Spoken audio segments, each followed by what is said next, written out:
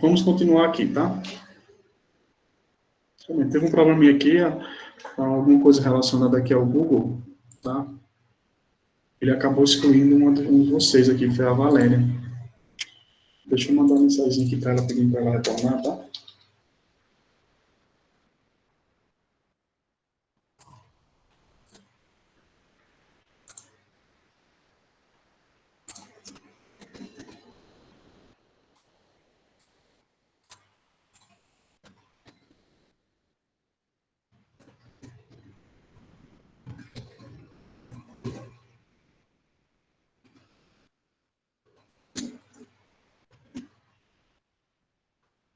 Pedro, os trabalhos só para entregar, eu tenho que apresentar. Não, só para entregar mesmo, tá? A apresentação aí vai ficar para os próximos dias. Deixa eu voltar a compartilhar aqui, pessoal. Problemas técnicos, tá? Tecnologia é assim mesmo, viu? Então, vamos lá. Pessoal, quem não mandou mensagem ainda, certo? Manda que eu vou já fazer o registro aqui da presença de vocês, tá bom?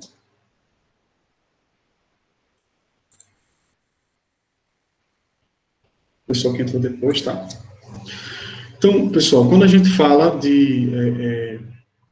desses testes, da avaliação psicológica como um todo, a gente está buscando esses subsídios para explicar fenômenos, né, psicológicos ou registrar fenômenos psicológicos, tá? A fim de que nós temos um arcabouço aí de ideias, né, de informações seguras, precisas, sobre aqueles fenômenos psicológicos de cada indivíduo. Então, que fenômenos psicológicos são esses, né? Pode ser personalidade, pode ser inteligência, pode ser atenção, né? Pode ser produtividade, por exemplo, no caso do holográfico. Tudo isso a gente vai avaliar. E a avaliação psicológica, ela ocorre sempre dentro de um contexto, certo? Então, por exemplo, dentro do contexto clínico, dentro de psicoterapia, eu posso utilizar a avaliação psicológica, por exemplo, se eu verifico que alguns aspectos psicológicos daquele indivíduo que eu estou atendendo naquele momento, eu não consegui coletá-los ainda, tá? Ou não tive tanta certeza sobre as percepções que eu fiz ali durante a terapia. Então, por exemplo, se de repente ali em um dado momento, durante o processo terapêutico, eu identifiquei que alguns traços de personalidade precisam ser avaliados melhor, por exemplo, dentro do processo terapêutico, eu identifiquei rigidez do paciente ou do cliente para trabalhar alguns aspectos da vida dele. E se eu identifiquei ali, por exemplo, que o paciente tem condições atuais que somente ali com as técnicas, com a questão daquilo que nós fazemos em terapia ainda não foi suficiente. A gente pode utilizar testes psicológicos sim, tá? Então, por exemplo, se eu ali identifiquei que o paciente pode ter algum tipo de déficit cognitivo, ou algo que está atrapalhando a questão da cognição, raciocínio lógico, por exemplo, posso utilizar os testes de inteligência, tá? A fim de mensurar essas características mais específicas, ok? Então, assim, dentro do contexto organizacional, a gente tem alguns aspectos que precisam ser avaliados através dos testes, né? A avaliação psicológica, ela vai sempre ser adaptada ao contexto. Por exemplo, dentro de processos seletivos, a gente utiliza muito para averiguar personalidade, para mensurar também a questão relacionada à produtividade, ou seja, são questões que são importantes para o ambiente organizacional. É diferente, por exemplo, de nós trazermos isso dentro de um contexto clínico. Dentro de um contexto clínico, a gente não precisa avaliar, por exemplo, produtividade. Nós vamos buscar outras informações, buscar até mesmo, por exemplo, aspectos psicopatológicos daquele cliente, daquele paciente, certo? Então, a gente pode trabalhar aí com alguma base de processo psicodiagnóstico, tá? Aplicação de testes, aplicação de uma bateria de testes voltadas para a questão da avaliação clínica da personalidade, por exemplo, certo? Porém, como diz o texto, né, trata-se de algo que requer um planejamento prévio e cuidadoso, certo? Então, a gente não se faz avaliação psicológica, pessoal, sem um planejamento. Você precisa planejar o que vai ser feito, tá? Você precisa ali entender a demanda que está sendo trazida, né? Um planejamento, como se fala no texto aí, prévio e cuidadoso, de acordo com a demanda, ou seja, de acordo com as pessoas que eu irei atender, tá? E fins para os quais a avaliação se destina. Então, três características básicas. Você planeja, você entende a demanda, e você vai utilizar dentro de um contexto para uma finalidade, certo? Então, assim, um ponto importante que chama atenção aí nessa resolução do CFP 07/2003, que foi atualizada recentemente, tá? Diz o seguinte: os resultados das avaliações devem considerar e analisar os condicionantes históricos e sociais e seus efeitos no psiquismo, com a finalidade de servirem como instrumentos para atuar não somente sobre o indivíduo, mas na modificação desses condicionantes que operam desde a formulação da demanda até a conclusão do processo de avaliação psicológica. Então, não se faz avaliação psicológica somente aplicando testes. Nós precisamos utilizar de outras ferramentas, utilizar outros procedimentos, como entrevista, seja entrevista clínica ou não, por exemplo, entrevista comportamental, entrevista psicológica, tá? Tudo isso nós vamos ver nas próximas aulas. E porque eu preciso entender, pessoal, como se deu a construção histórica daquela pessoa. Qual é o contexto atual que a pessoa está inserida, tá? Como é que foi ali a questão da história de vida daquela pessoa? Então, por exemplo, eu não sei se vocês sabem, tá? Mas acredito que sim. A questão, isso aqui é uma questão até um pouco redundante, mas todo mundo sabe que a questão da nutrição, a questão dos nutrientes básicos para a nossa vida, certo?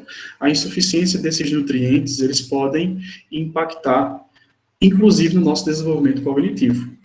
Vamos pensar aqui, vamos problematizar. Tem até um vídeo na internet de um cara que fala isso, não lembro bem agora, mas é basicamente essa questão.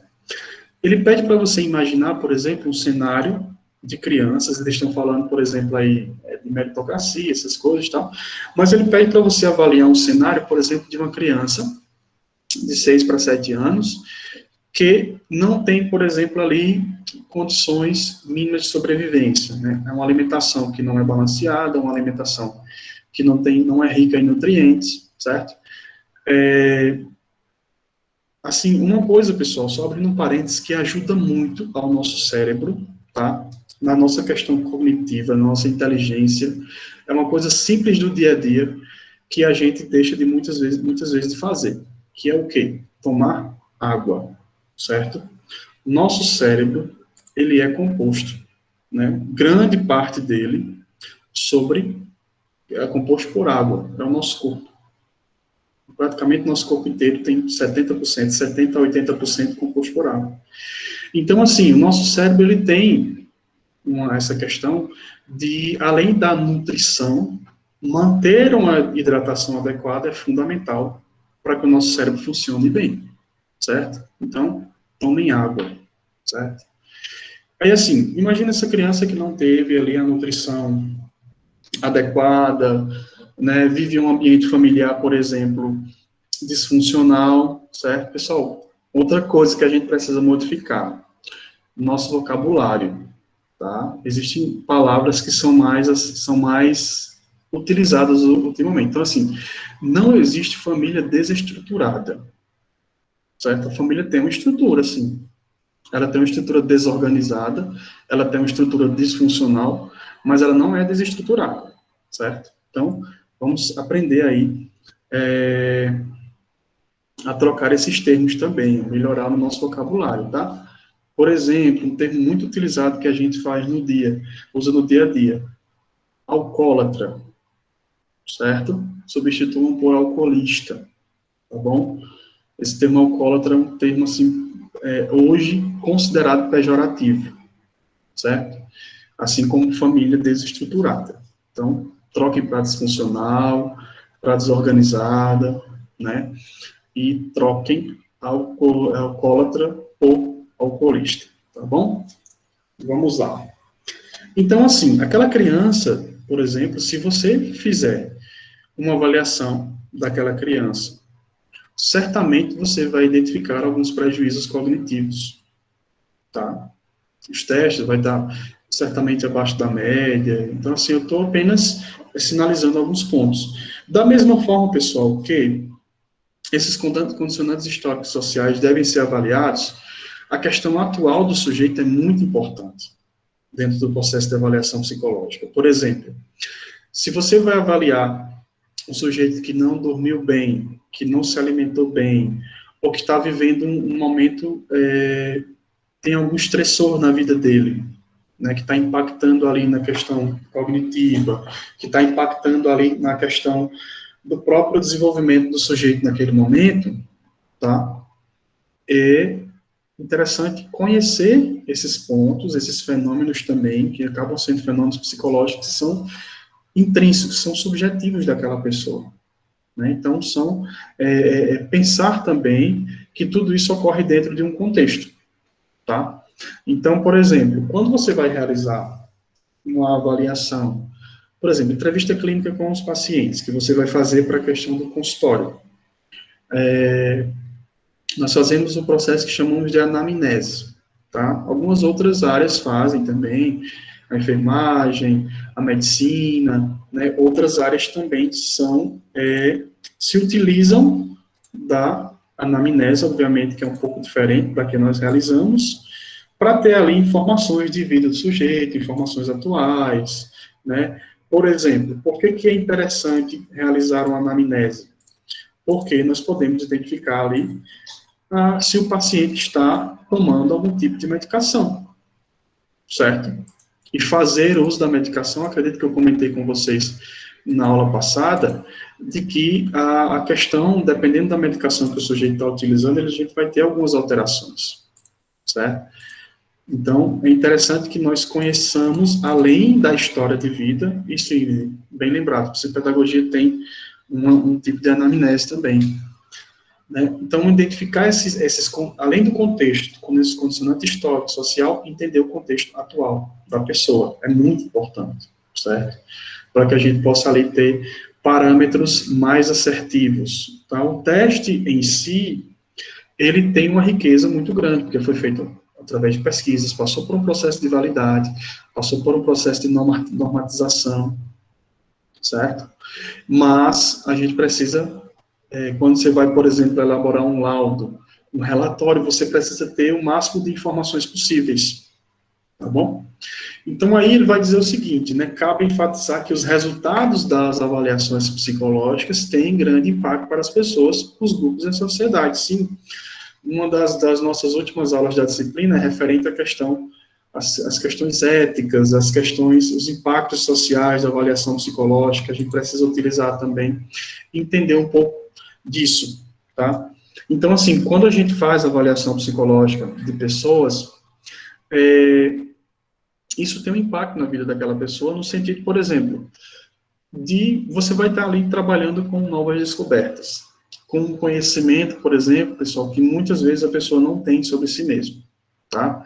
Então, supondo que dentro de um processo de avaliação psicológica, eu confirme, tá, a questão de déficit cognitivo ou de traços disfuncionais de personalidade. Quando você vai fazer a devolutiva para aquela pessoa, você precisa fazer de uma forma que ela entenda. Você precisa fazer pensando também, por isso que é um processo que exige planejamento, é bem estruturado. E precisamos conhecer os históricos, esses indicadores da vida da pessoa, porque também o processo de devolutiva vai causar um impacto na pessoa. Quando nós vamos, por exemplo, se você foi convocado para fazer uma avaliação psicológica para um tribunal de justiça, por exemplo, em um processo de guarda, em um processo de separação, ou em um outro processo, o juiz vai levar em consideração as avaliações que você realizou. Ele entende que a questão, por exemplo, da perícia psicológica que vai ser feita através de avaliação psicológica, como muitos colegas fazem, eles são de relevância. Então, a gente está compreendendo ali fenômenos, compreendendo o conhecimento que aquele juiz de direito não tem. Então, assim, ele vai além do somatório, né? Não sei se tem alguém do direito aqui, além do somatório das provas, além do somatório das discussões que são realizadas nas audiências, né, da análise dos fatos, né, na análise do contexto social, quando se um psicólogo é convidado ou convocado para realizar uma perícia psicológica, através de avaliação psicológica, por exemplo, tá, tem ali um peso muito grande sobre a decisão judicial, certo? Então, pensar também que esse processo de avaliação psicológica vai trazer, como nós dissemos, impacto para as pessoas, os grupos, e para a sociedade, entende? Então, boa colocação, Miguel, tá? Só um minutinho aqui. Pedro. Fica à vontade. A gente Edinaldo está sem assistir a aula, acho que Gabi também, porque aqui está chovendo, aí caiu a internet. Eu estou usando os dados móveis no meu celular. Entendi. Não, sem problemas. Essa aula aqui vai ficar gravada, tá? A gente pode verificar para disponibilizar. Só um minutinho. Eu vou mandar o link aqui para a Valéria novamente.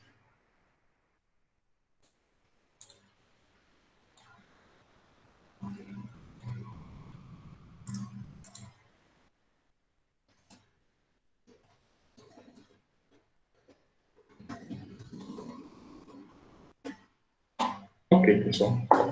Voltando aqui. Então, por isso que a gente entende. É um processo complexo, como o Miguel está trazendo também, como o Márcio está trazendo, é um processo complexo, amplo, né? Tem impactos significativos. Então, a gente precisa ter todo um cuidado relacionado a isso, tá? Aí, assim, qual é a diferença, pessoal, entre avaliação psicológica e testagem psicológica? Tá? A avaliação é esse processo amplo, né, que envolve toda a integração de informações, né, de diversas fontes, né, dentre elas o quê? Os testes, as entrevistas, as observações, a análise de documentos, né, dentro de um processo terapêutico, tudo que já foi trabalhado ali em terapia, enquanto que a testagem psicológica, ela é somente o uso de testes. A avaliação psicológica tem um contexto mais amplo. Por exemplo, para provas do DETRAN, é realizada testagem psicológica. Não é realizado um procedimento complexo de avaliação. Para o DETRAN, é realizado somente a testagem. Certo? Então, a principal diferença é essa. Enquanto a avaliação vai ter esse processo amplo, complexo, que envolve várias etapas, a utilização de diversas ferramentas, a testagem é somente a aplicação dos testes e a avaliação dos resultados. Então, a gente precisa, pessoal, de passos mínimos para se fazer a avaliação psicológica, tá bom? Deixa eu só verificar aqui.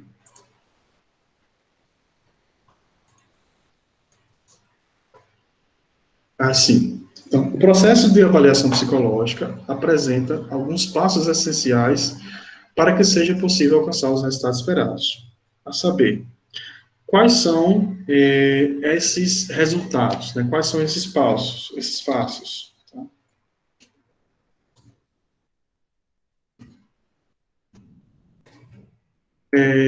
Primeiro passo, a gente precisa levantar os objetivos da avaliação e as particularidades do indivíduo ou grupo a ser avaliado, certo?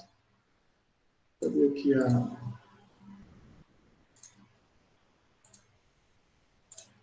A gente precisa primeiro levantar esses objetivos. Para que eu estou fazendo a avaliação psicológica? Para quem? Qual é a demanda? Por que eu fui convocado pelo, sei lá, o Tribunal de Justiça? Então, eu preciso entender para que aquele processo vai ser realizado. A partir do momento que eu conheço, que eu faço esse levantamento de objetivos, eu sei para que eu estou fazendo, certo? Qual é a minha demanda, qual é o meu objetivo final com aquela avaliação psicológica, eu consigo me organizar melhor. No sentido de quê? De escolher, certo? De escolher ali quais são os instrumentos, quais são as estratégias mais adequadas para aquela realização. Quais são os instrumentos? É como eu mencionei agora há pouco, pessoal.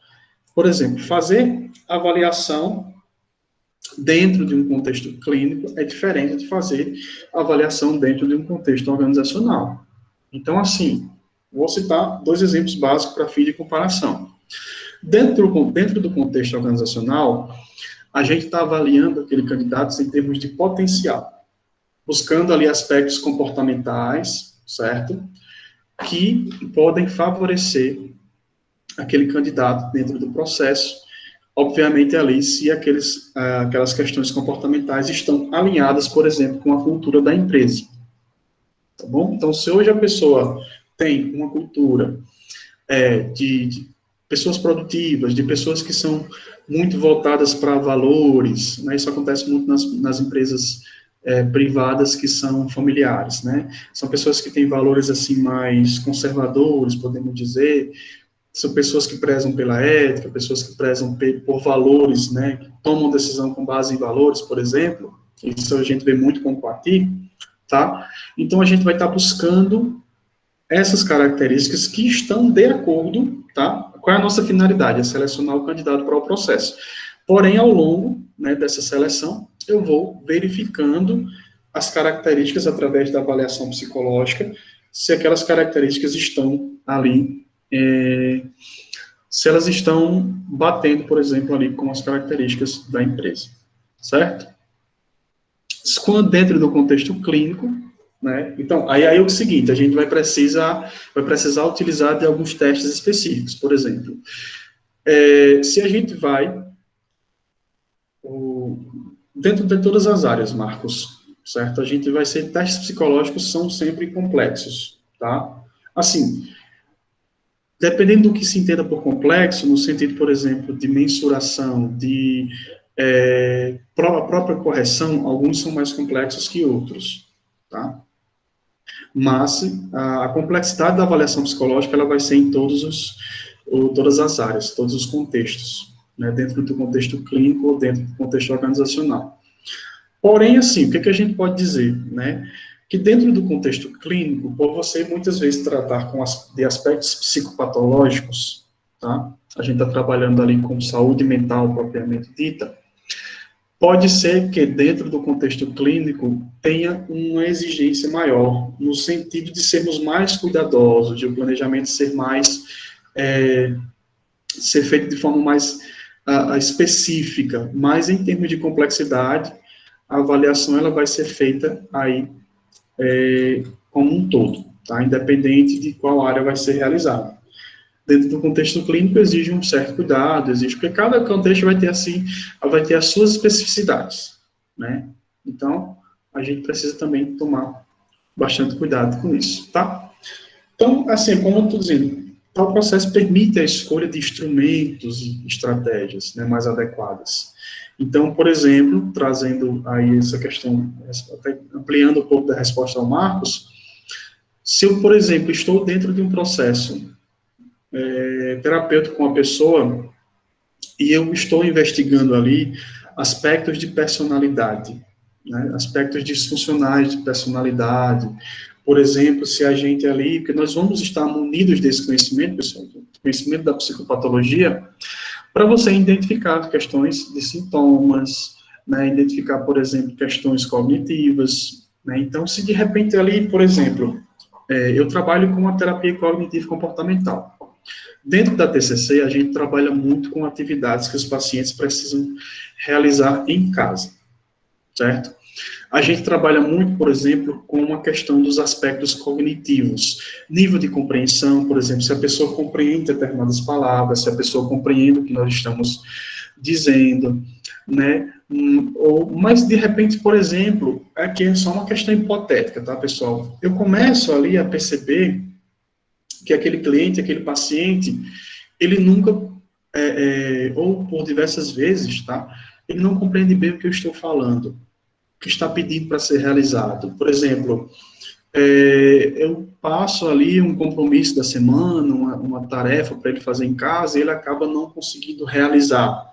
É uma tarefa que exige escrita, né, que exige ali a fala. Então, se você começa a perceber, por exemplo, que esse paciente tem essas dificuldades que são de processamento cognitivo, você vai ter ali um parâmetro, tá? De repente aí que você pode inserir a avaliação psicológica dentro desse contexto para buscar ali entender melhor aqueles parâmetros, né? Entender melhor ali dentro dos parâmetros da avaliação psicológica se, por exemplo, os níveis de atenção concentrada daquele sujeito, ele está menor que os demais, né? Se, por exemplo, às vezes a gente vai aplicar, por exemplo, pessoal, testes psicológicos, as pessoas têm dificuldade em fazer o teste, né?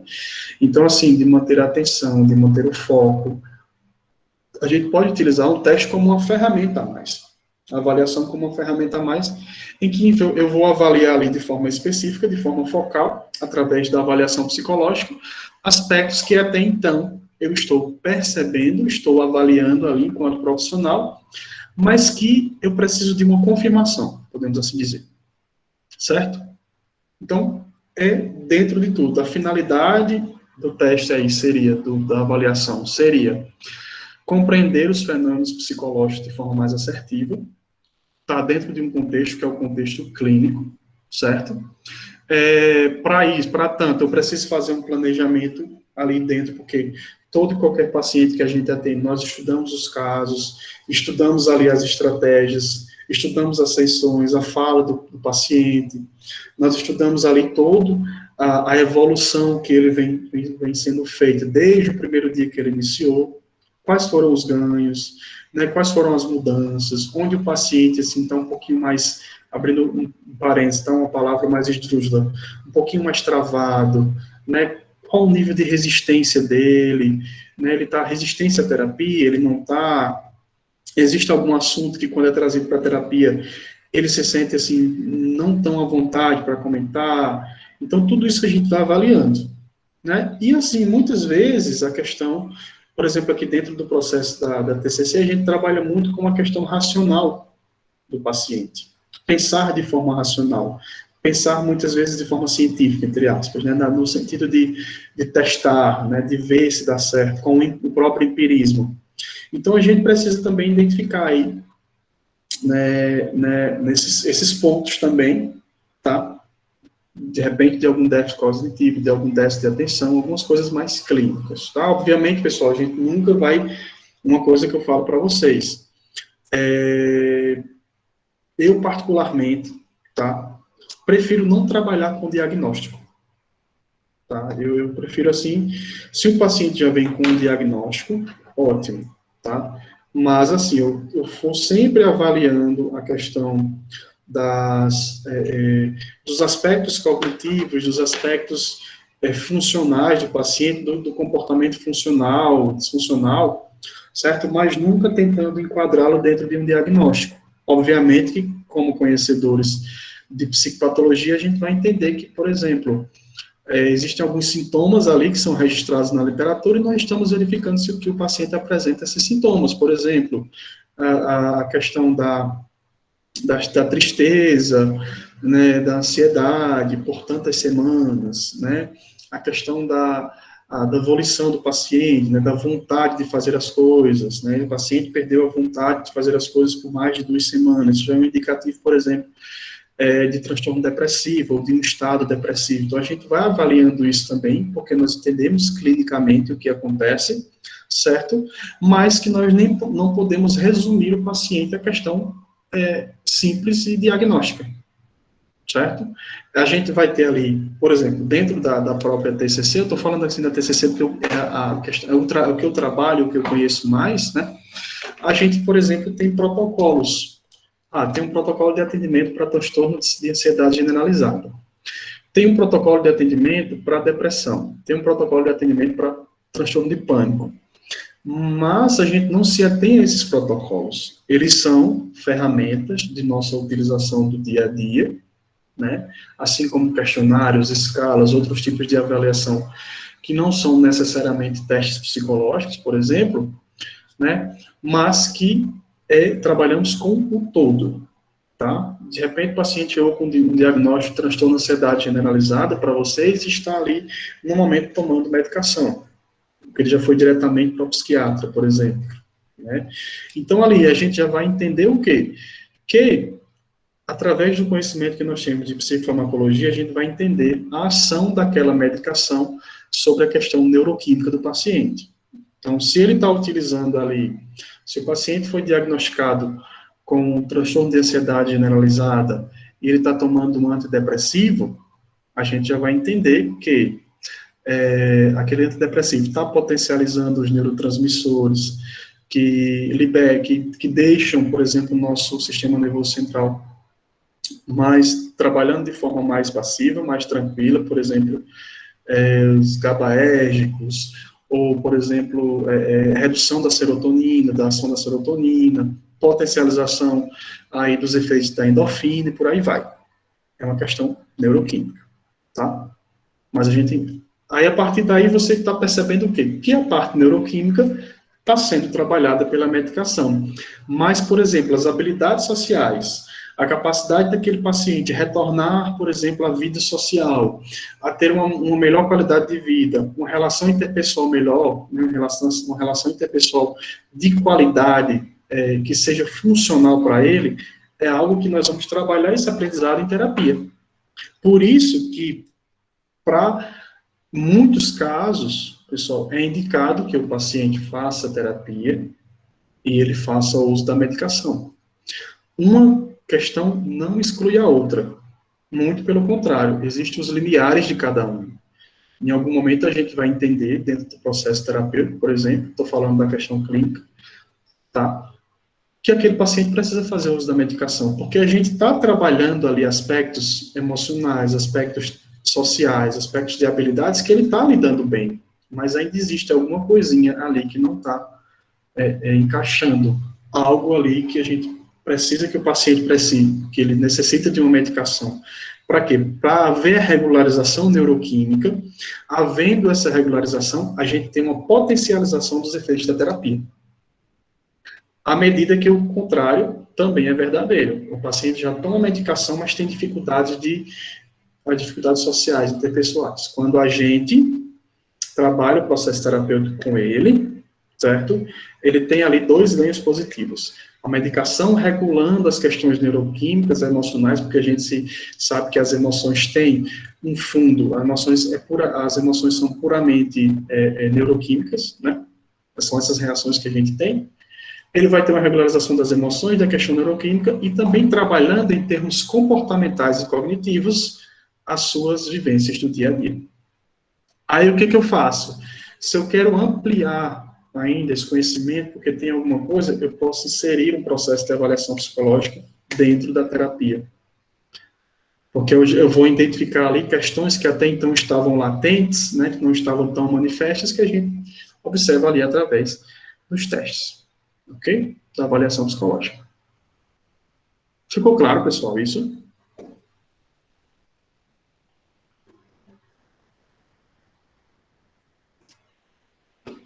Com a questão do exemplo, fica mais claro, né? Fica mais compreensível. Eu adoro raciocínio por analogia. Por isso que eu uso muito. Então, assim, ó, outro ponto, tá? Do nosso processo. Coleta de informações pelos meios escolhidos. A gente vai realizar entrevistas, dinâmicas, observações, testes projetivos, testes psicométricos. Tudo isso faz parte do processo de avaliação psicológica. Então, o texto vai dizer o seguinte: é importante salientar que a integração dessas informações deve ser suficientemente ampla, né? Deve ser suficientemente ampla para dar conta de quê? Dos objetivos pretendidos pelo processo de avaliação. Então, tudo isso que eu vou utilizar dentro do processo de avaliação psicológica deve permitir que eu tenha acesso ao máximo de informações precisas, assertivas e possíveis sobre aquele indivíduo. Certo? Tudo isso a gente vai precisar. Por isso que o planejamento é fundamental. A escolha das ferramentas e planejar a avaliação psicológica não é somente escolher os testes que você vai utilizar, certo? É escolher também as técnicas mais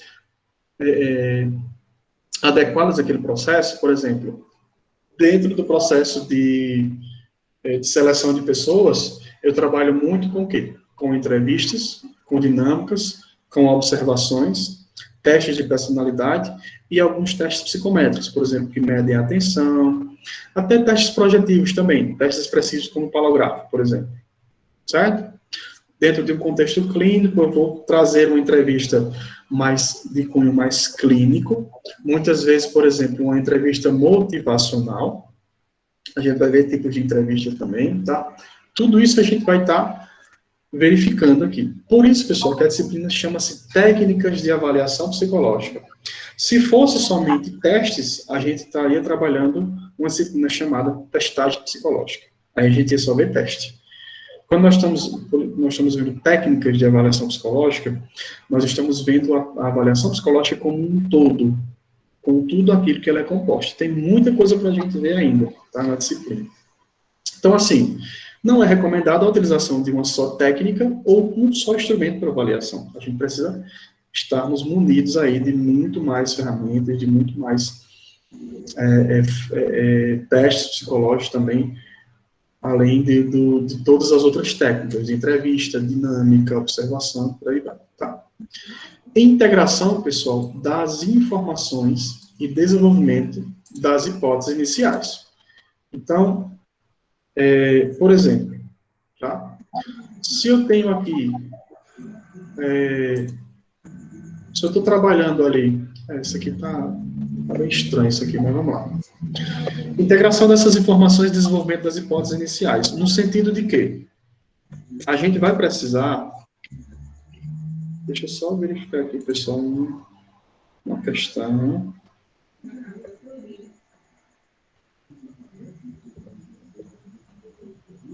Andressa, eu vou desativar teu som aqui, tá?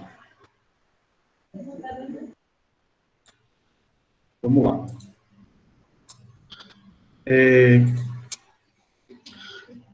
Na aula passada, eu falei um pouco para vocês de que quando a gente tem um processo de avaliação psicológica para ser feito, nós podemos levantar algumas hipóteses iniciais. Por quê? Vamos citar um outro exemplo, pessoal, para ficar mais claro. Recebi uma demanda advinda de uma escola, tá? A criança foi avaliada lá por Ingrid, tá? Que é psicopedagoga. E Ingrid suspeita que... Não, tudo bem, Andressa, sem problemas, tá? O Ingrid, por exemplo, naquele momento, devido ao comportamento que a criança vem apresentando, questões funcionais, ela encaminha, por exemplo, essa criança para um psicólogo, tá? Para avaliar, por exemplo, de forma mais assertiva a questão que durante muito tempo ficou muito famosa nas escolas, que era a questão do TDAH, né? Para avaliação de déficit de atenção e hiperatividade, certo? A criança vai, por exemplo, para uma avaliação neuropsicológica. Então, qual a hipótese inicial dessa avaliação?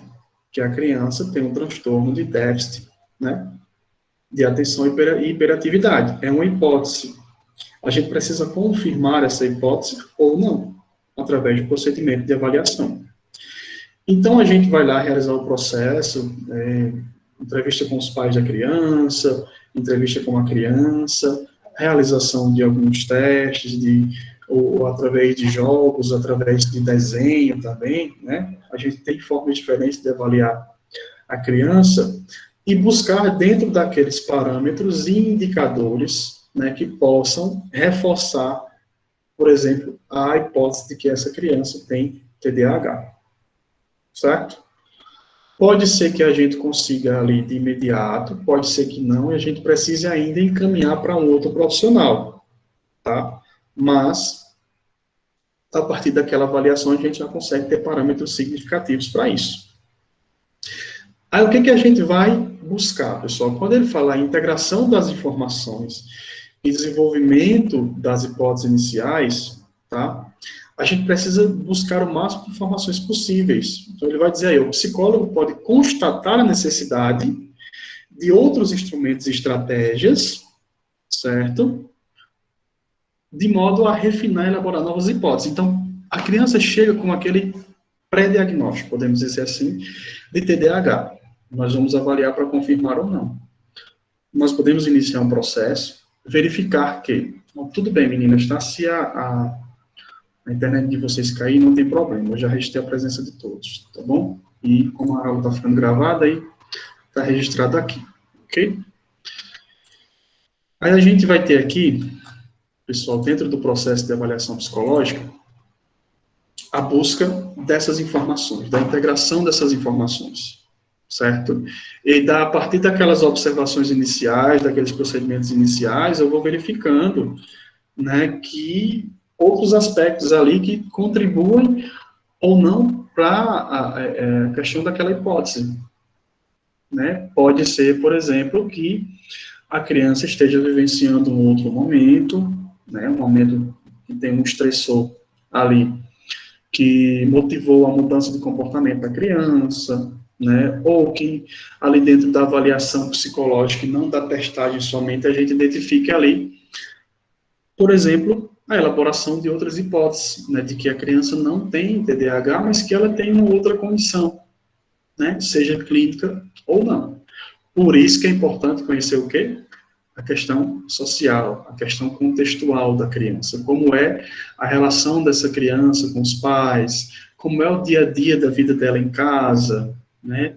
Como é que é o dia a dia dela na escola. Então, tudo isso a gente vai estar buscando essas informações para juntar, né, literalmente, com a questão dos resultados dos testes e criar ali as nossas conclusões, tá bom? Aí o seguinte, indicação das respostas à situação que motivou o processo de avaliação e comunicação cuidadosa dos resultados, certo? Aí, com que? Atenção aos procedimentos éticos implícitos e considerando os eventuais limites da avaliação. Os procedimentos variam de acordo com o contexto proposto da avaliação. Ou seja, pessoal, a gente precisa ter um cuidado também com a questão ética. Acho que na semana passada eu falei um pouco para vocês de como a gente faz essa comunicação. Nós temos uma parte da avaliação psicológica que é a chamada devolutiva. A devolutiva é justamente quando você vai comunicar os resultados, seja para o seu avaliando, seja para um outro profissional, seja para a escola lá que Ingrid trabalha, certo? Que solicitou. A gente precisa ter essas respostas com muita clareza, adequar a nossa linguagem, adequar, inclusive, por exemplo, se nós vamos elaborar um laudo, um relatório psicológico, adequar a nossa linguagem técnica. Então, por exemplo, quando você vai elaborar um laudo para um juiz de direito, é diferente de você elaborar, por exemplo, um laudo para um colega de trabalho. Podem existir, por exemplo, termos técnicos que são especificamente nossos, da psicologia, que o juiz ele não vai entender. Ele não vai saber do que se trata. É diferente de eu trabalhar com um colega, certo? Da mesma forma, pessoal, que eu não posso ser muito técnico na comunicação para uma pessoa que foi avaliada por mim. Né? Então, se de repente eu chego a pessoa para ter aquela devolutiva, né, eu falo para a pessoa, por exemplo, né, que, olha, o indicativo aqui do teste, né, apresentou que você tem níveis de atenção concentrada muito abaixo da média em comparação, né, com outras pessoas da sua idade, né, isso indica que a sua capacidade cognitiva, né, se eu estou falando só uma questão esdrúxula. Então, a gente precisa adequar essa nossa comunicação. É a regionalização da comunicação, muitas vezes. Né? Então, por exemplo, se vão ter diversos tipos de pessoas que passam pela avaliação conosco. Então, a gente precisa adequar essa devolutiva também. Tá? Então, do mesmo passo, por exemplo, que se você for fazer uma devolutiva presencial para um outro profissional de outra área, tá? Você precisa adequar essa comunicação. Obviamente, fazendo-a de forma ética, respeitando os limites da avaliação psicológica, no sentido de que o fato da pessoa ter passado por uma avaliação psicológica, nós estamos munidos ali de uma série de informações advindas das outras técnicas, das outras ferramentas, não significa dizer que isso ali é uma verdade absoluta, certo? Dentro da nossa avaliação, nós temos ali as hipóteses, os indicadores. A avaliação psicológica é sempre um indicativo, certo? É tanto, pessoal, que quando a gente vai elaborar os nossos laudos, relatórios ou pareceres, a gente sempre utiliza termos como indicam ou sugerem, tá? Professor, Certo? Oi. na jurídica, quando um psicólogo ele é contratado ou convidado pelo juiz para fazer determinado relatório, o relatório ele pode influenciar diretamente ou não influenciar no parecer final do juiz, né? Exatamente. Por isso que, anteriormente, a gente falou naquela questão dos impactos da avaliação psicológica sobre as pessoas, né, o indivíduo, a sociedade também, né? Porque você, por exemplo, a tua avaliação influenciou numa decisão, por exemplo, dentro de uma separação judicial, com quem vai ficar a guarda de uma criança. Então, a partir ali do seu parecer, do seu relatório, do seu laudo, né, parecer psicológico, por exemplo, o juiz precisava ter um parâmetro a mais ali para decidir. Então, ele utilizou isso, não que tenha sido se e somente se pelo resultado da nossa avaliação psicológica, mas foi um parâmetro a mais para dizer, para emitir, né, um parecer favorável, por exemplo, ao pai, né, que a criança vai ficar com o pai. Então, a gente precisa entender o contexto, sabe? Porque, por exemplo, quando você vai realizar uma avaliação psicológica dentro de um processo judicial, você avalia o todo. Então, geralmente, assim, o que acontece? Vamos falar do processo judicial de separação, aí de repente, o pessoal já consolidou essa separação judicialmente e agora estão lutando pela guarda da criança. Você vai realizar essa avaliação, né, com a criança somente? Não. Você precisa trazer os pais dessa criança para dentro do processo de avaliação. Porque a partir dali você vai precisar justamente buscar o contexto que a criança está inserida. Então, hoje, a gente não vai dizer, por exemplo, pessoal do teste lá, na nossa análise, dizendo assim, que é melhor a criança ficar com a mãe. Não é isso. Certo? Mas, no nosso parecer, a gente vai dar os indicativos, tá? As sugestões que vieram daquele processo. Por exemplo, se eu identifico traços, né, de agressividade, traços ali nocivos na figura do pai ou da mãe, eu vou colocar no meu laudo, no meu parecer, né? Foram identificados, né, traços de agressividade, né?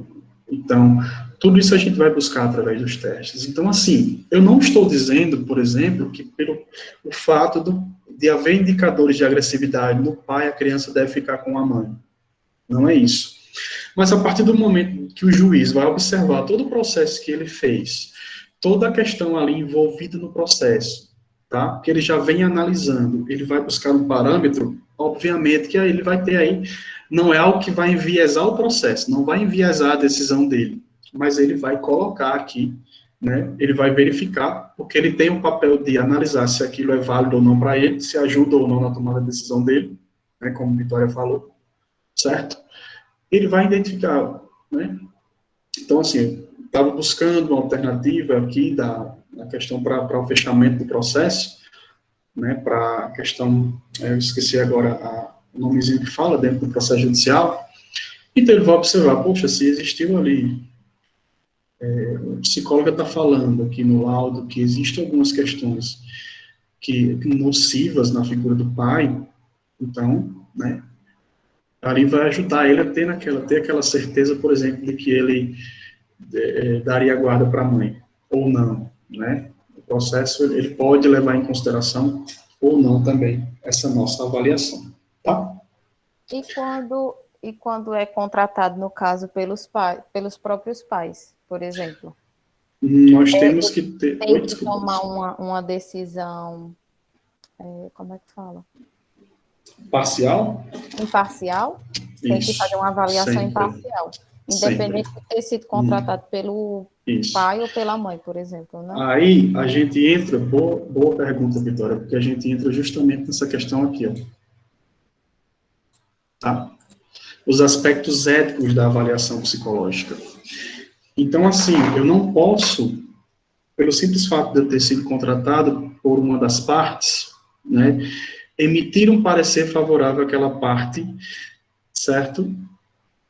Por mais que eu tenha realizado uma avaliação, eu vou fazer a minha avaliação enquanto profissional. Eu prezo pela minha ética, pelo que rege o nosso código de ética profissional, certo? Então, assim, por mais que nós tenhamos sido contratados, e obviamente aí se haver uma questão desfavorável, as pessoas vão ter aí um comportamento que nós nem imaginamos qual seja, mas a imparcialidade do psicólogo, ele vai ser perante todo e qualquer procedimento que nós formos realizar. Então, assim, eu não posso ter essa postura de favorecimento, essa postura de utilizar, né, do meu conhecimento de psicologia, do meu conhecimento em avaliação psicológica para beneficiar uma pessoa em detrimento da outra. O nosso código de ética é muito explícito em relação a isso. Da mesma forma que nós não podemos, por exemplo, desculpem a palavra, abre aspas, compactuar, fecha aspas, com situações que retirem direitos e liberdades individuais das pessoas. Né?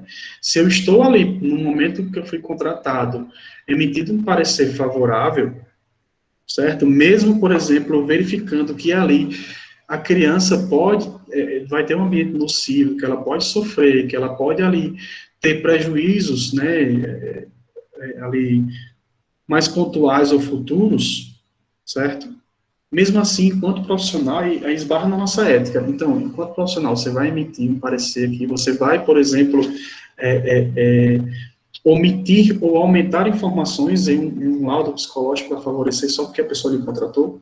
Não, jamais. Você tem que, a partir das suas observações, a partir das suas análises, a partir do uso ali dos testes, também compor essa questão, como a gente fala aqui, ó, integração das informações. É a partir dessa integração que eu vou realizar ali, né, a avaliação, e posteriormente ali a decisão final fica por conta da justiça, né? Mas jamais a gente pode fazer isso, né? Enviesar o nosso processo, favorecer pessoas. Não, existem profissionais e profissionais, pessoal. Tem pessoas que o fazem, tá? Inclusive, assim, pessoas que ganham muito dinheiro com isso, certo? Mas aí entra na questão ética. Acho que até excede uma questão ética e entra numa questão moral também, né? Então, aí a gente precisa tomar bastante cuidado com isso, tá? Então, assim, os procedimentos variam de acordo com o contexto e o propósito da avaliação. Então, a gente vai ter essa questão de flexibilizar, né? De dinamizar o processo de avaliação psicológica, porque a gente pode ali fazer as adaptações que forem necessárias para atingir os nossos objetivos, né? Então, assim, quais são essas respostas, né, fornecidas pela avaliação psicológica, né? Principalmente, né, de início, provém informações aí do desenvolvimento de hipóteses, né? Sejam hipóteses diagnósticas, sejam hipóteses clínicas, sejam hipóteses no sentido de perfis comportamentais, por aí vai, né? Por parte aí de nós psicólogos, né, que levem o quê, pessoal? Essas hipóteses, essas informações, elas precisam desenvolver hipóteses que levem o quê? A compreensão das características psicológicas da pessoa ou de um grupo. Que características psicológicas são essas? Atenção, personalidade, memória, raciocínio analítico, raciocínio crítico, produtividade, relação interpessoal, relações com figuras de autoridade. Existem inúmeros construtos psicológicos que são avaliados através dos testes, tá? Aí, assim, por exemplo, ele dá alguns exemplos aqui, né? Forma como as pessoas, então, desempenhar determinada atividade, qualidade nas interações interpessoais, né, que elas apresentam, dentre outros. Né? Então, dependendo, como ele vai dizer, dos objetivos da avaliação psicológica, a compreensão poderá abordar o quê? Abranger aspectos psicológicos de natureza diversa, certo? Então, a gente vai estar avaliando diversos aspectos psicológicos daquela pessoa do grupo, né? E o que vai, por exemplo, dizer ali quais aspectos precisam ser avaliados são os objetivos e o contexto da avaliação. É como eu venho batendo na tecla com vocês. É diferente de eu fazer a avaliação psicológica dentro de um contexto clínico e do contexto organizacional. Dentro do contexto hospitalar, dentro do contexto forense, por exemplo, né? Do direito jurídico.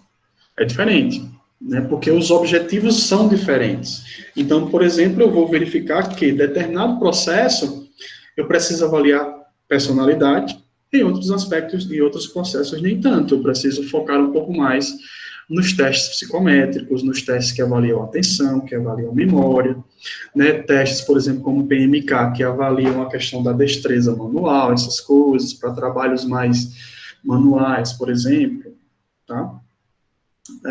Se eu quero avaliar a produtividade, posso utilizar um palografo para avaliar ali níveis de produtividade daquela pessoa, né? Então, ou se eu vou trabalhar com crianças, como as crianças são mais expressivas, né, em termos de criatividade, trabalhar um HTP, trabalhar, por exemplo, o desenho da criança, né, a forma que a criança desenha, o que ela desenha, se ela pinta, se ela não pinta, quem que ela desenha primeiro, tudo isso a gente vai avaliando dentro do processo.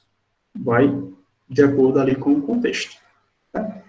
Então, é importante notar que a qualidade do conhecimento alcançado depende da escolha de instrumentos e estratégias que não são somente testes, pode ser observação, pode ser dinâmica, pode ser entrevista, né? Pode ser outros tipos de teste, que maximizem a qualidade do processo de avaliação psicológica. Então, quanto mais ferramentas nós tivermos em nosso favor, mais bem feita, mais bem realizada, mais robusta vai ser o nosso processo de avaliação psicológica. Então, quanto mais munidos de informações, né, através das técnicas, das ferramentas, mas nós vamos ter aí uma avaliação mais válida, bem feita, né, dentro dos critérios, tá, e valorizada, tá bom? Então, quais são os limites, pessoal? Tá? Quais são os limites da avaliação psicológica, né?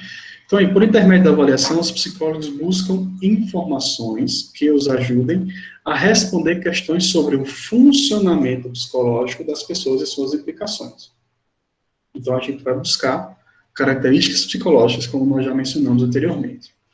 Como o comportamento, pessoal, como o comportamento é resultado de uma complexa teia de dimensões interrelacionadas que interagem para produzi-lo, é praticamente o que? Impossível entender e considerar todas as nuances e relações a ponto de prevê-lo deterministicamente. O que é isso?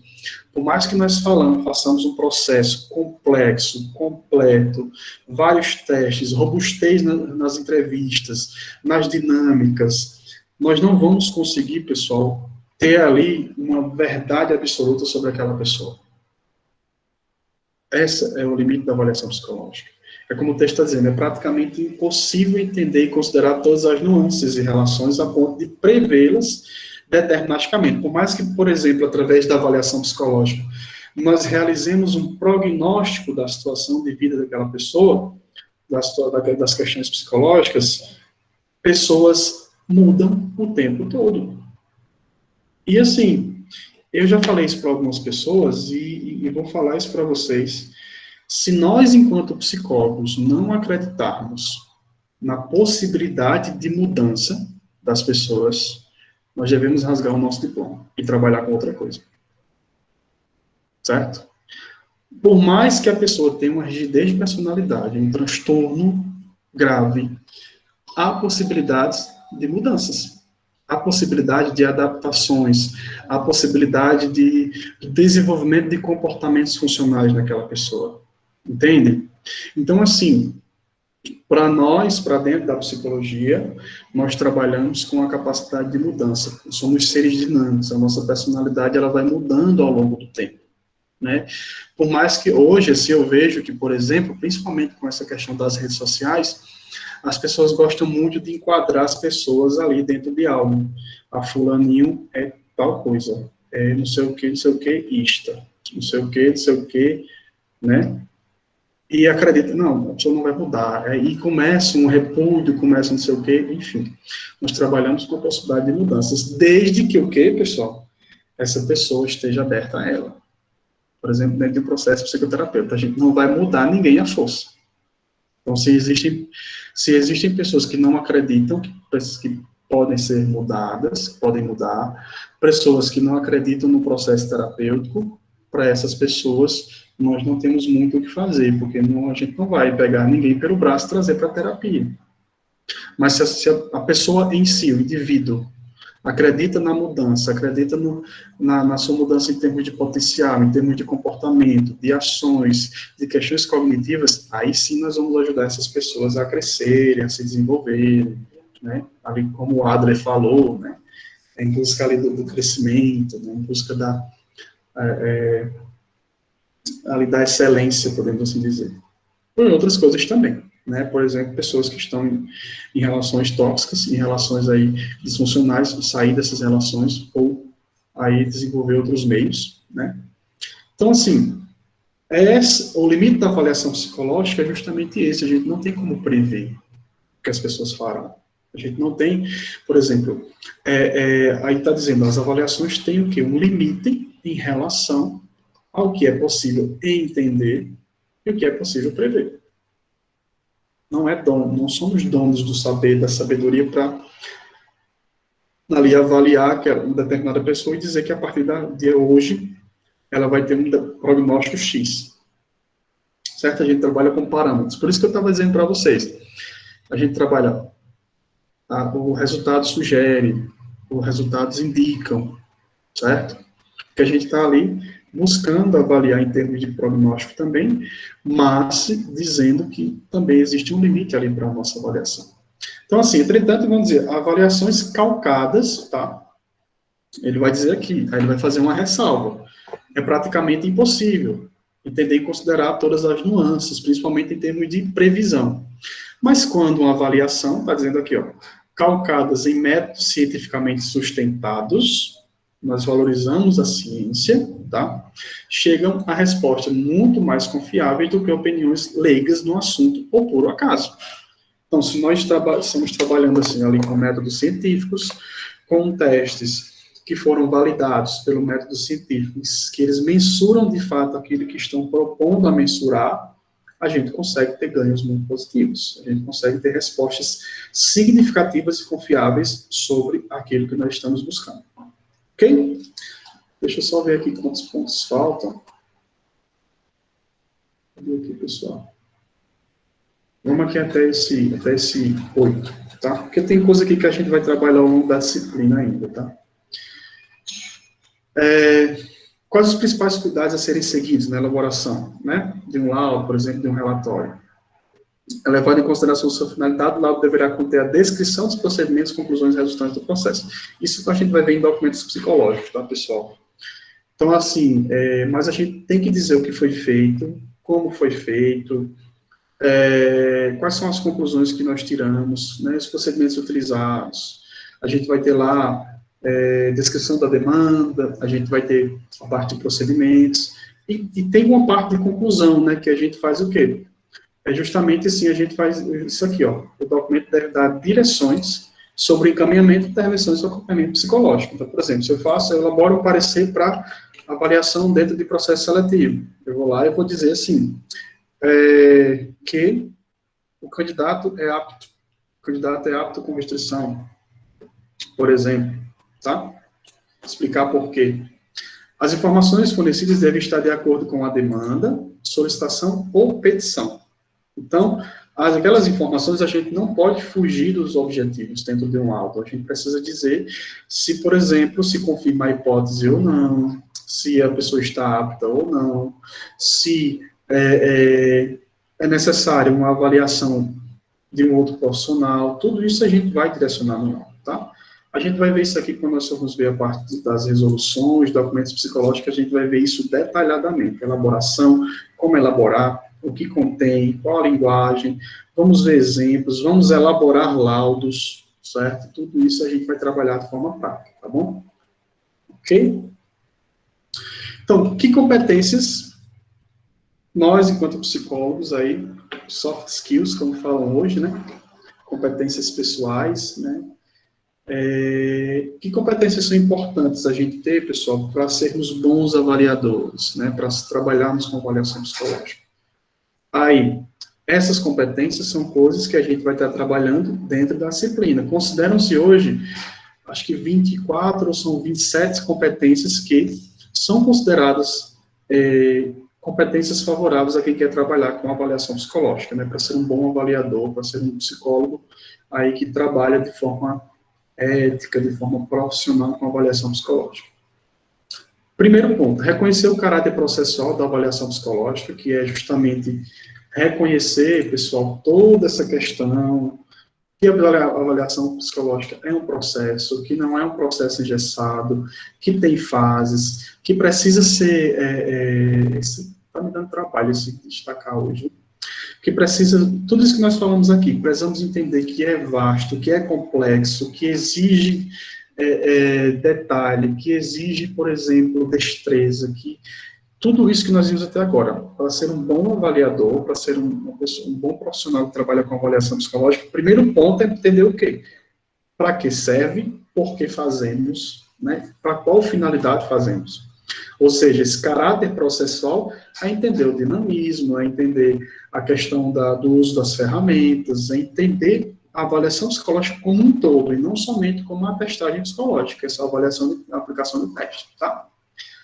Conhecer a legislação referente à avaliação psicológica brasileira, dentre as quais as resoluções do Conselho Federal de Psicologia e o Código de Ética Profissional do Psicólogo. Isso aqui é conhecimento básico, ter as resoluções aí, saber o que está acontecendo, quais são as decisões que foram tomadas, quais os testes, né, que estão aí válidos no momento, tudo isso a gente precisa ter conhecimento.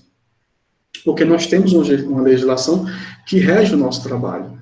Nós temos um código de ética que não permite que nós excedamos os limites da nossa atuação. Então, tudo isso a gente precisa estarmos afiados aí com essas questões, tá? A parte de legislação a gente vai ver nesse semestre ainda, tá bom? Aqui, bacana, eu falei disso aqui para vocês e agora o texto vai confirmar o que eu falei, ó. Ter conhecimento dos fundamentos básicos da psicologia, aos quais podemos destacar desenvolvimento, inteligência, memória, atenção, emoção, dentre outros construtos avaliados por diferentes testes e em diferentes perspectivas teóricas. Aqui, ó, em diferentes perspectivas teóricas.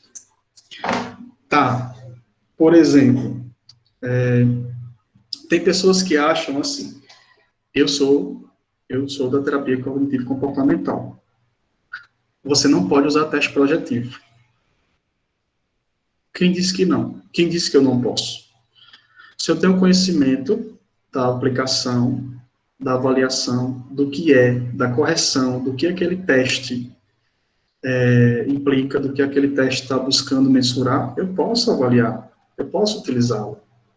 A pessoa, mas o psicanalista não usa teste. Se você quiser trabalhar com avaliação psicológica, você vai utilizar sim. Entende? Por isso que ele está dizendo o quê?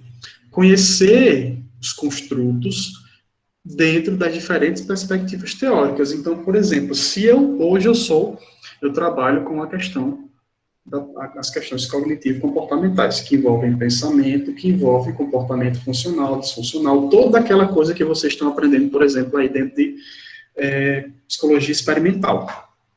Toda aquela parte do behaviorismo a gente trabalha hoje, comportamento operante, né, comportamento respondente. Obviamente, assim, que a gente não fica avaliando o cliente, olha, isso aqui é um comportamento operante, isso aqui não é isso. A gente tem a base teórica e entende, por exemplo, porque nós realizamos o que chamamos de análise funcional do comportamento. O que é isso? Por mais que hoje a gente avalie o paciente em termos de comportamento verbal e não verbal, né, entendendo que ele tem uma cultura pessoal, que ele está inserido em um meio, e principalmente no sentido de que aquilo que o paciente ele desenvolveu em termos de comportamento ao longo da vida dele, ele serve para alguma coisa. Ele tem uma função na vida daquela pessoa. Por mais que, por exemplo, as pessoas enxerguem isso e vejam que é algo nocivo para ele, mas aquilo tem alguma função. Tá? Ninguém desenvolve, por exemplo, toque sem ter uma questão funcional. Ninguém, por exemplo, desenvolve ansiedade sem ali ter alguma questão funcional para aquela pessoa, ainda que sejam mecanismos de defesa. certo? Então, a gente trabalha assim. Quando a gente trabalha com análise funcional do comportamento, a gente nunca exclui nenhum tipo de comportamento da pessoa, porque para a análise funcional, todos os comportamentos são válidos. Aí sim, se você vai trabalhar exclusivamente com a parte comportamental, sem a cognitiva, você vai identificar que, por mais que a pessoa tenha, em termos evolutivos, desenvolvido aquele comportamento, que no momento está sendo disfuncional, está causando prejuízos, aí sim você vai trabalhar com a parte comportamental da questão da retirada, né? Por exemplo, ali, você vai identificar o que é punição, o que é esqueci agora, a punição, o que é reforço, o que é punição, a retirada daquele comportamento, a mudança. Por exemplo, vou citar um exemplo básico de técnica comportamental que a gente tem dentro da terapia cognitivo comportamental. Chama-se de dessensibilização sistemática. O que é isso? Supondo que Messi tenha medo de dirigir, certo? Ela, por exemplo, Messi, eu vou citar aqui você como exemplo, se nem você está aqui. Ela começou a dirigir, teve uma experiência frustrada, sei lá, de um acidente, alguma coisa do tipo, ficou com medo de dirigir. E ela buscou a terapia porque quer voltar a dirigir, precisa no momento, por exemplo. A gente vai fazer uma dessensibilização. O que é? Primeiramente, nós vamos trabalhar as mudanças cognitivas, né, de crenças em relação ao ato de dirigir. A gente vai trabalhar isso. Vai fazer uma reformulação, né, uma reestruturação cognitiva desses pensamentos, de todas essas informações negativas que Messi tem sobre o ato de dirigir hoje, até que, tendo construído dentro da relação terapêutica, dentro da psicoterapia, um novo significado para o ato de dirigir, aí sim a gente passa para as questões comportamentais. A gente vai trabalhar, por exemplo, vou dar exemplos básicos, tá, pessoal? Esdrúxulos. Vídeos de carros, né? Fotos, aquele primeiro contato para ir rompendo aquelas questões. Você criou um ambiente, você criou um contexto cognitivo que é favorável para a extinção daquele medo. Vamos utilizar termos comportamentais, né? A extinção daquele medo, por exemplo. A gente vai trabalhar quando nós vemos que o paciente está preparado, que ele fez uma reestruturação cognitiva e ele não tem mais pensamentos negativos a respeito do ato de dirigir, a gente vai para a prática. Vai lá, tem, por exemplo, sessões que você faz com a pessoa segurando a chave do carro, né, para ela sentir, para ter ali aquela questão do mindfulness, da atenção plena, de entender ali que é, por exemplo, a questão da pessoa tocar a chave do carro, sentir novamente ter aquela sensação de tocar a chave. Depois você vai evoluindo, leva a pessoa para um carro, para ter a questão do mindfulness, da atenção plena sobre o veículo, de como ela se sente, quais são as reações fisiológicas daquela pessoa, quais são as reações, os sentimentos que ela tem, as emoções, né, o que ela vai apresentar em termos de comportamento. Tudo isso você vai fazendo, depois põe a pessoa para ligar o carro, põe ela para sair um pouquinho, até chegar no momento em que você foi extinguindo, né, trabalhando a extinção daquele medo, a extinção daqueles comportamentos nocivos, transformando ali em, novamente, o que? Um comportamento operante, né, que seria a questão do dirigir. Dirigir é considerado um comportamento operante. Você começa a fazer no automático depois de um tempo, né? Entenderam? Então, assim, por isso que a gente utiliza também, mesmo sendo de outras abordagens, utilizamos essas questões. Vamos só, pessoal, fechar essa partezinha aqui e a gente encerra, tá bom? Então, assim, ó, ter domínio de quê? Do campo da psicopatologia. Lembra que eu falei isso para vocês mais cedo? Para poder o quê? Identificar problemas graves de saúde mental e realizar diagnósticos. Nós podemos realizar diagnósticos, sim. Né? Podemos optar por não trabalhar com eles, mas podemos realizar. Né? Existem alguns pacientes que, de fato, serão necessários que a gente trabalhe com diagnóstico, certo? Então, assim, pessoal, entendam que flexibilização, resiliência é muito presente na nossa atuação profissional. Por quê? Porque pessoas mudam. Porque pessoas mudam o tempo todo, certo? Mas os conhecimentos, por exemplo, os critérios de avaliação de um transtorno depressivo maior, critérios ali de diagnóstico de transtorno de ansiedade generalizada, transtorno de personalidade esquizoide, transtorno de personalidade paranoide, nessa parte mais clínica da psicologia, é necessário que nós tenhamos esse conhecimento, porque nós vamos conseguir identificar ali dentro do processo, tá? Ter conhecimento de psicometria, nós vamos ver psicometria na disciplina, mais especificamente sobre o que, pessoal? Questões de validade, precisão, normatização dos testes, para o quê? Para ser capaz de escolher e trabalhar de acordo com os propósitos e contexto de cada teste. A gente precisa entender como que aquele teste foi validado. Qual é a precisão dele? Ele está favorável? Ele mensura de fato o que ele está propondo? Tudo isso a gente precisa entender, certo? É um conhecimento, assim, muito vasto. É um conhecimento que exige. Mas, assim, pessoal, psicopatologia, por exemplo, abordagem e fundamentos básicos de psicologia são coisas que a gente deve entender para onde a gente for, independente do contexto que nós vamos trabalhar. Não é só para um contexto clínico.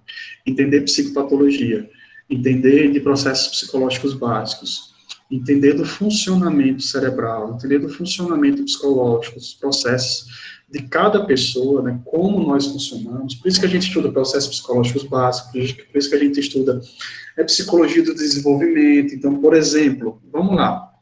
A gente entende, por exemplo, que em termos de aspectos de desenvolvimento, aquela pessoa, pela idade, pela questão mental, deveria estar apresentando determinados comportamentos, mas não está apresentando, por exemplo, tá?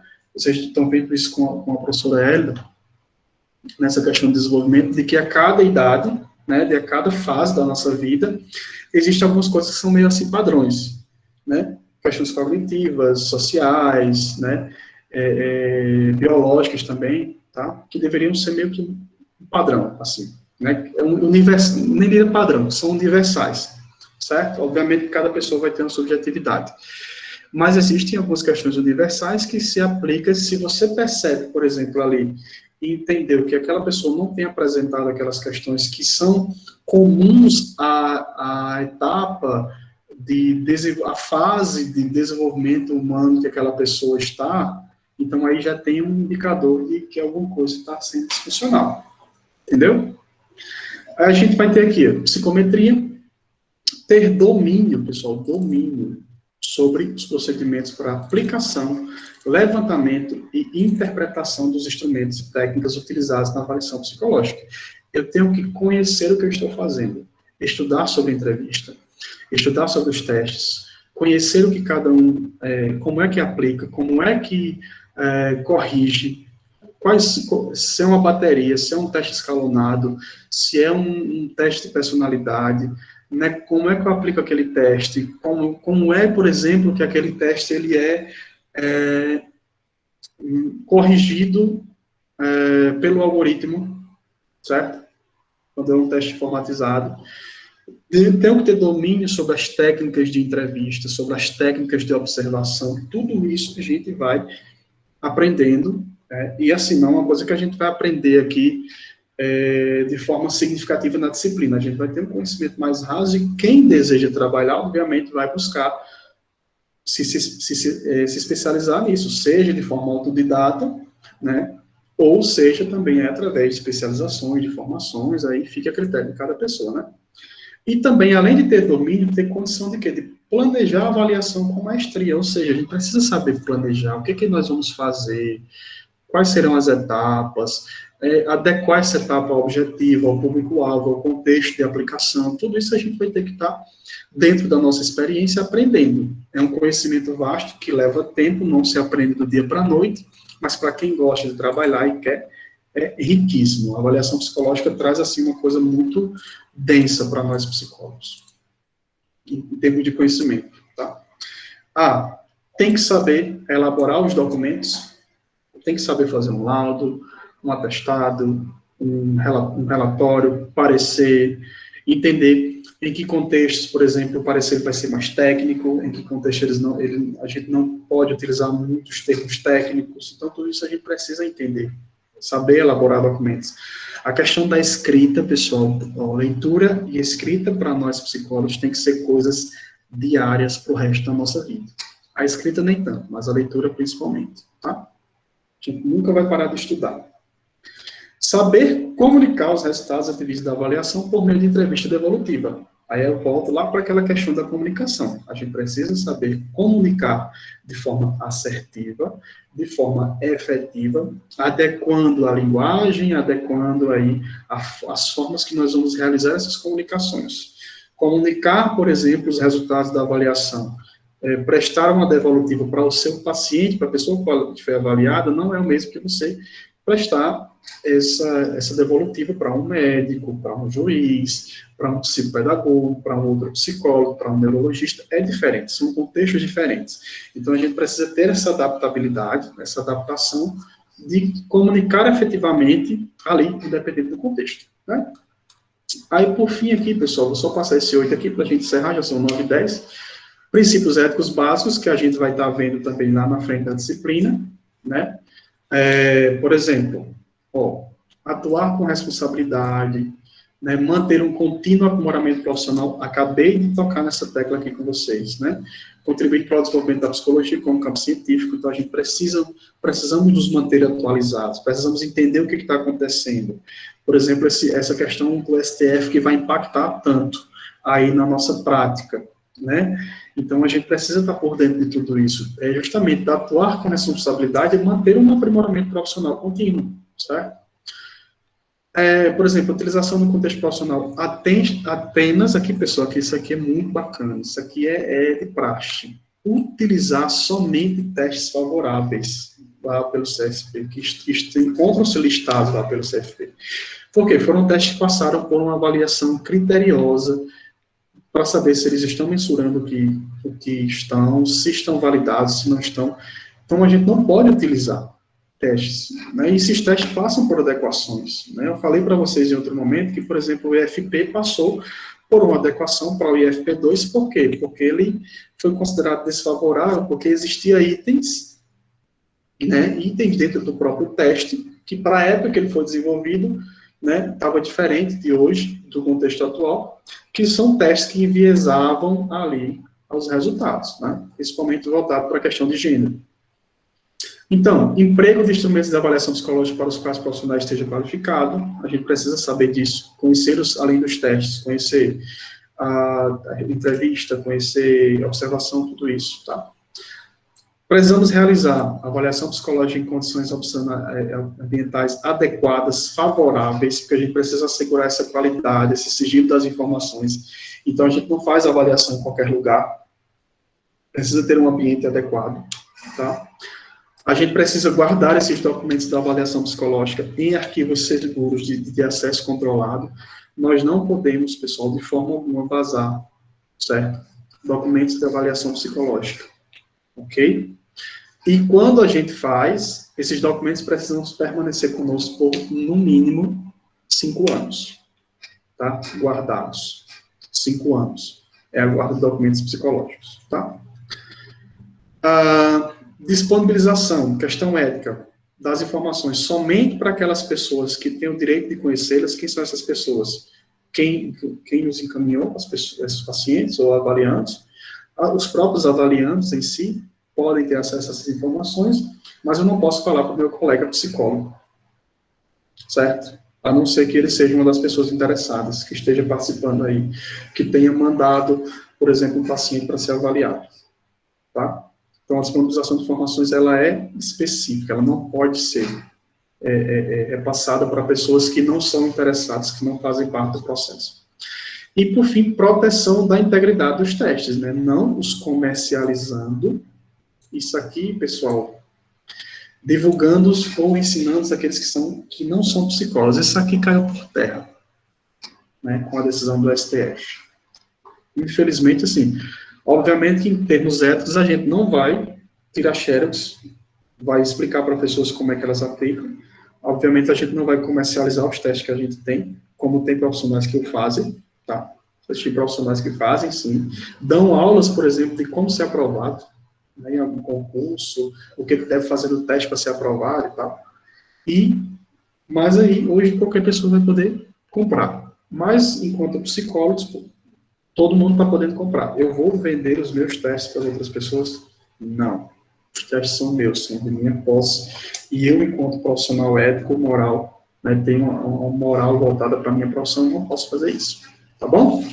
Então, pessoal, 9h14, podemos ir encerrando por hoje. Qualquer dúvida que vocês tiverem, vocês podem me mandar, tá? Eu vou estar encaminhando agora para o Google Sala de Aula os trabalhos, as atividades, qualquer dúvida que vocês tiverem, certo? E lembrem de me mandar no privado as duplas, ou se vocês vão fazer individualmente a primeira avaliação, e o grupo de 5 pessoas que vão compor aí a segunda avaliação, tá bom? Posteriormente, aí, vocês quando começarem a fazer a atividade, aí vocês me mandam qual o teste que vocês escolheram, para que eu possa também dar um direcionamento melhor para essa atividade, tudo bem? Então, gostaria de agradecer a todos por terem permanecido até agora, tá? Desejar aí um bom descanso para vocês, certo? Tudo de bom aí. E, pessoal do segundo e terceiro períodos, a gente se encontra amanhã na disciplina de Teorias da Personalidade 2, tá? Um abraço, pessoal. Até mais, viu? Tchau, tchau.